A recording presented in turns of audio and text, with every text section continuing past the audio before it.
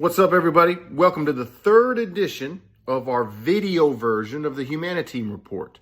Like, subscribe, follow our channel here at Teams of Men. And as always, our goal is to provide insight, discussion, conversation prompts, breakdowns, ways to look at content we're sharing with you to drive unlearning of toxic tropes in your team room and onboard and embracing of positive masculinity, of a reimagined manhood, one full of emotional fluency, agility, compassion, to help you and your coaching staff engage young men in things that matter, in ways and methods to drive them towards a better version of themselves, not just while they play for you, but in their futures going forward. As always, we'll share and try to do some cutouts and some pictures throughout the video as we go. And we hope you're finding this useful. We've had great feedback and a lot of attention to our first two episodes of the HuMANiTEAM Report digital version, and hope for thousands of more as we go. So let's jump into it. Reminder today, we're going to talk a lot about the manbox, ways it's shortening the lifespan of men across the globe. We're going to deep dive Courage in the Moment, a study from an author proving why we need each other to stand up and voice to each other when we've lost our way and strayed from the path, and help each other get back on course in being good people. And we also got a couple videos that we think you can use immediately in your next film session with your teams. And we give you some guides and some ideas of how to break those videos down and generate discussions that lead your guys somewhere important. The HuMANiTEAM Report from Teams of Men. All right, section one, we'll dive into, I'm going to put a couple of screenshots up here. We'll cut away to them or even picture in a picture right here. The great follow at Mr. Health Teacher on Twitter /X, Christopher Pepper. He also has a great newsletter that you can sign up for. But he put out a tweet the other day that linked to an article I really want you to deep dive with your coaching staff, and then you can either send snippets to or launch discussions with your players on. And the article is by Jill Suttie, Suttie, and you'll see it pictured right here. Pressure to prove your manhood may shorten your life. A new study finds that cultural pressures around masculinity hurt men's health and longevity. And I think that's such a vital thing for you to deep dive with your coaches and then to share with your players. And a lot of what the article talks about breaks down something that's a new concept. On here, we've talked a lot about, with Teams of Men, we've talked a lot about the man box and how the man box confines us and cuts away our emotions, cuts away a lot of potential of who we can be authentically, and really puts us into a narrow version of manhood. And what this article talks about is precarious manhood. And precarious manhood is a concept in psychology and sociology that refers to the idea that a man's status as a man is not stable or secure, but something that has to be continually earned and then can be continually lost. The concept's based on cultural beliefs and norms about what it means to be a man. But what you really need to know, and what the article breaks down and why it plays into the idea that the man box via precarious manhood lessens our longevity, our lifespan, literally taking years off lives of men, is because earning manhood is something that we convince each other we have to prove over and over, because we're vulnerable to being challenged about our manhood at all times. I just can't be authentically me. I have to go prove I have to go prove this version of manhood to my circle, to other men at all times. And that leads me to an association with risk-taking behaviors. To affirm their masculinity, men may engage in a bunch of risk-taking behaviors. This includes physical risks like extreme sports or fighting, as well as health risks like, I'm a man, I don't go to the doctor, I don't need medical treatment, I can take drugs or drink a lot of beer and it doesn't faze me because I'm a man, or men eat red meat and steak, I'm not going to eat vegetables, I don't need to. All those things lead us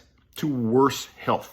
Okay, whether it's in a single incident through those, physical risks we might take to prove to each other, or in the habits we undertake trying to prove our masculinity and toughness, lead us to less healthy outcomes. Not to mention, precarious manhood can have a serious implication on men's mental health, stress, anxiety, depression, and not just the existence of those things, but the pushing down and the lack of seeking out help for those things lead to the effects that everybody believes in, that medically has been proven that stress can have on the quality of your life, on your heart, on your stress levels and how you go about your day. So shortening of life expectancy and reducing quality of life. Fantastic article shared on X by Christopher Pepper at Mr. Health Teacher, but written by Jill Suttie, Suttie, in October of this year, 2023, Pressure to prove your manhood may shorten your life. What would I do with it in my past life, having my own Teams of Men team to execute with? And if you called me in to execute this,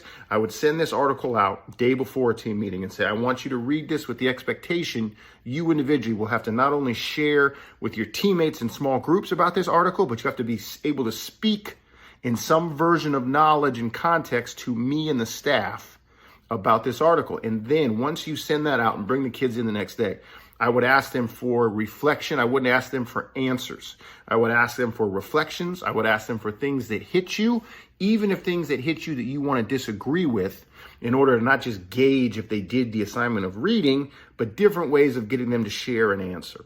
That's how I would go about it. I would also, hey, you could even start this as a coach and put your thought processes on a whiteboard or type it out on a digital screen, have your staff ready for it and say, hey, these are the 2 takeaways for me that really opened my eyes from this article. Who agrees? Who doesn't agree? Who's in between? Both of those methods are easy ways to engage in written word. And we all know we need to continue, whether you're in college, high school, or middle school, we need to continue to engage our young men in reading.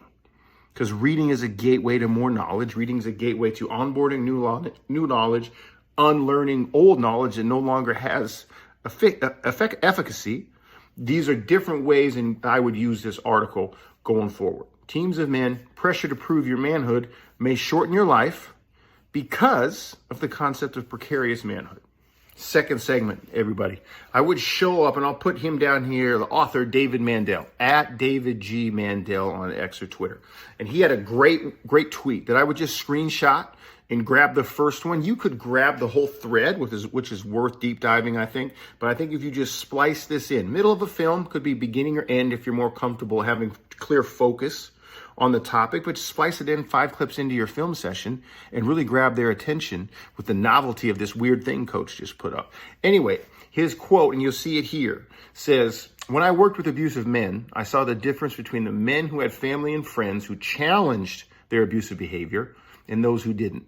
Having a friend who said, don't act like that toward her, could make all the difference in the world. And then his thread, which is about, it's almost 8 to 10 tweets long, gives examples in really toolkits or phrases or scenarios where our young men should learn the how, when, and where to speak up.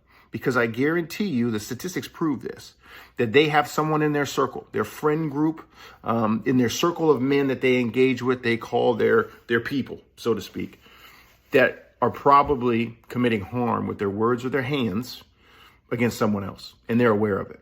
And that's something we talk about all the time in sports, no matter what the sport it is. Hey, we've got to be best when the moment is toughest, when the moment demands our best. We need to be at our best. You guys all have better phrases or cliches that we use, but they're rooted in, hey, when the pressure is greatest, that's when I need the best of you.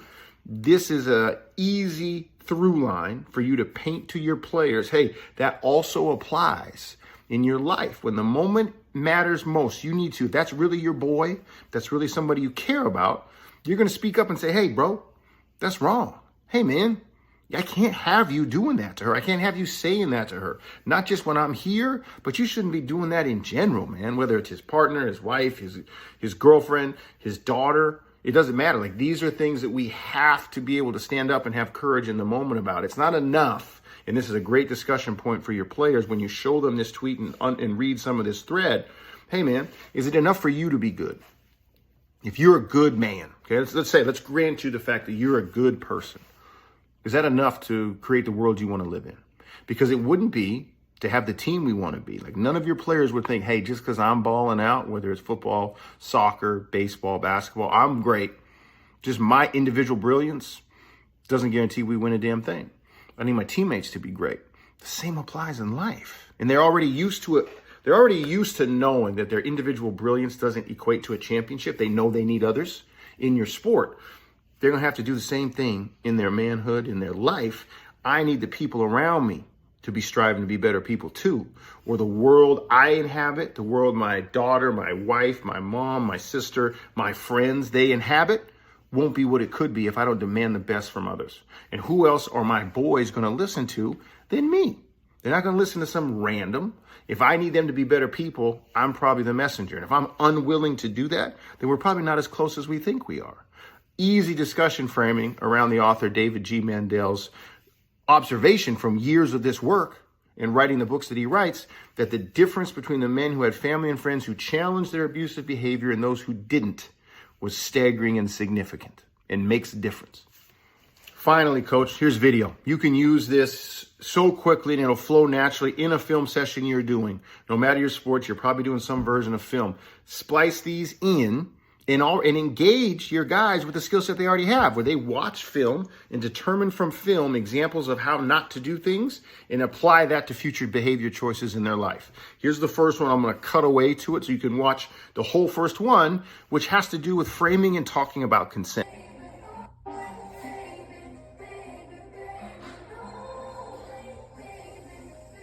Now, in that video, coach, what you can do, here's 5 easy questions to take that video from Barstool and use it. So you just showed the video. Ask your guys this. How many of you think he's drunk? Why or why not? What are the tells that tell you he is or is not sober? Number 2, is it an excuse? If he is drunk, is that an excuse? Hint, it ain't. But if he is, why is that not an excuse? Number 3, how many of you in the room noticed it was a mask on the back of the young woman's head he was trying to kiss? Why isn't that funny either? Why is that bullshit? Number 4, if I told you consent was clearly about to be violated here, what would you say? Would you agree or disagree? Why or why not?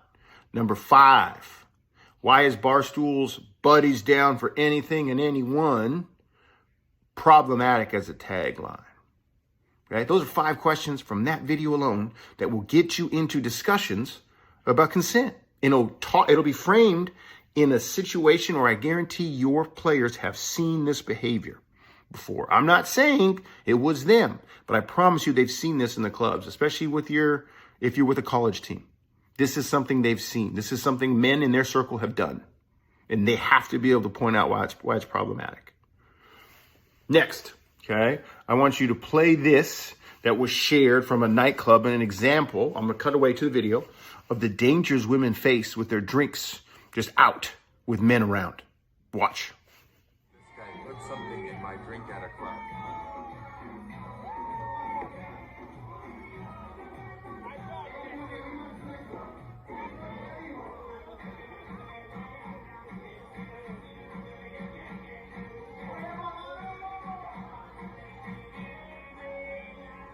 Okay, now 3 questions to ask for your players after watching this video.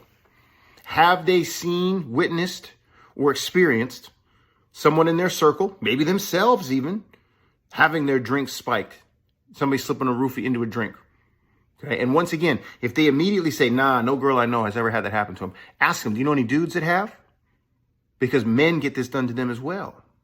Okay, you're taking on already the concept of the man box that I'm so tough that I did weightlifting this week. Nobody would ever F with my drink. The hell they wouldn't. Trafficking of men exists as well. Taking advantage of men exists as well. Not even close to the numbers that it exists for women, but it is a thing. And they need to be aware of it. Number 2, what would they do in this scenario if they saw this happening? If they're from the bartender's view of this video, what would your young men do if they saw that? Because it's so clear. Okay, would they settle for just filming it? Okay, I'm glad we have the video. We can see it. But is that where their interaction would stop with this? Where would they step up? Where would they stand in their courage and be upstanders in the moment? Okay. Number 3, what if that was their boy? Not the victim, not the survivor of the incident. What was that? Was their boy trying to drop something into a woman's drink? What would they do? What would they say? You, coach, have the power in this room to give them reps, to give them tools to use. Because they might be frozen in disbelief, like, holy shit, you just did that, man? I cannot believe you just did that. But they have to be able to say something and act right then and there to prevent further harm. It's easy is the wrong word, but it's so, you can do this, coach. You can use these 2 videos the next time.